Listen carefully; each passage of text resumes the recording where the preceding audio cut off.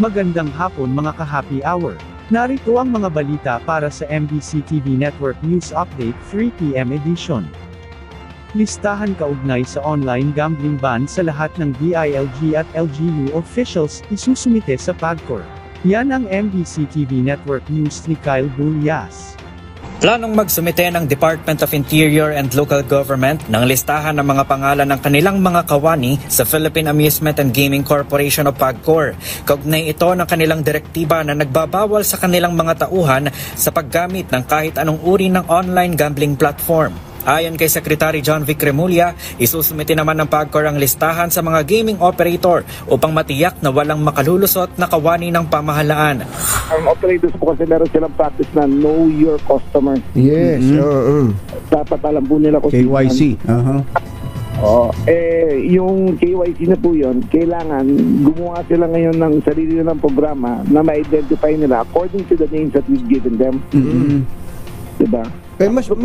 Sige po, guide pa. Kausap ko po ang GCash na ibibigay rin namin yung pangalan na ipagbabawal namin yung transaction between GCash, Paymaya, and the gambling websites. Hindi na sila pwede gumamit ng payment portal na gamit yung mga popular na sites natin na katulad ng GCash at Paymaya. Sakop din ng direktiba ng DILG ang mga kapulisan, mga tauhan ng BJMP at mga bumbero. Sabi ni Remulla, pareho lamang ang pagtingin niya sa physical gaming at online gambling, kaya marapat lamang na ipagbawal ito sa mga tauhan ng gobyerno.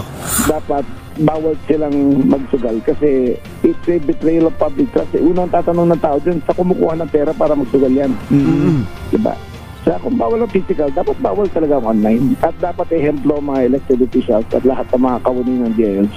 Kaugnay nito, nagpahayag naman ng suporta ang League of Cities of the Philippines sa pagbaba ng online sugal sa mga elected official at mga tauhan ng DILG. Ayon kay San Juan City Mayor Francis Zamora, National President ng League of Cities, isang malaking sagabal para sa maayos sa public service ang pagsusugal. Tiniyak naman ni Zamora na hindi nila kukonsintihin ang sino mang opisyal at kawani ng pamahalaan na aalamang lalabag sa direktiba ng DILG.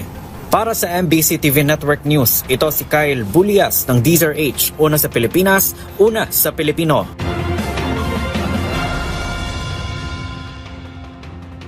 Samantala, pagpapadala ng China ng warship sa Scarborough Shoal paglabag sa 2012 agreement.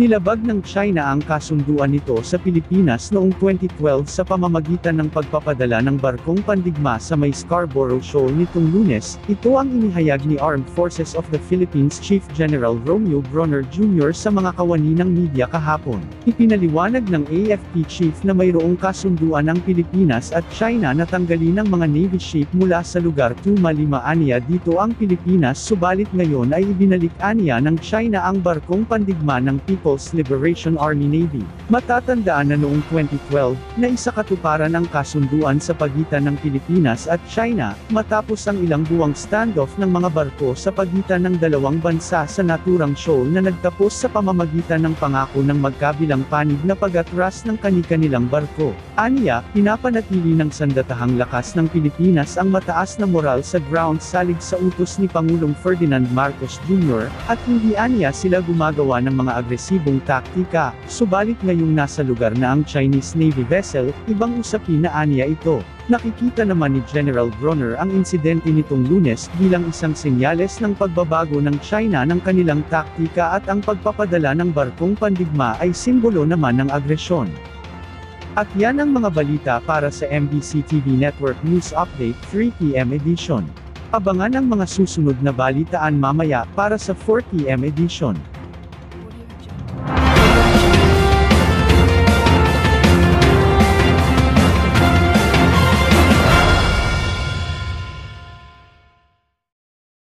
Mga ka-happy hour, kung gusto mong manood ang mga balita sa MBC TV Network News Update, mag-subscribe sa aming YouTube channel, i-like ang aming Facebook page, at i-follow sa aming TikTok account.